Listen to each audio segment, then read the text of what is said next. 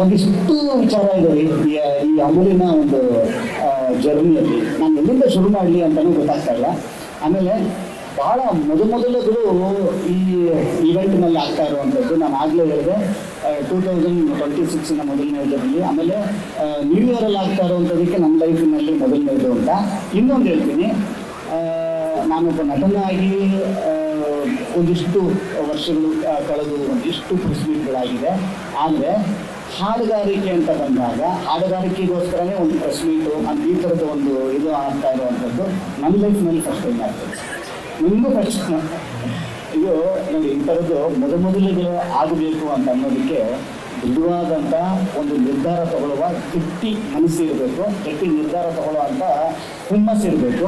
ಅದಕ್ಕೆ full credits ಬಡ್ಸಾರ್ ಅವ್ರಿಗೆ. ಯಾಕಂತಂದರೆ ಅವರು ತಗೊಂಡಂಥ ನಿರ್ಧಾರ ಅವರು ನಿಂತ್ಕೊತಾರೆ ಒಂದು ವಿಚಾರಕ್ಕೆ.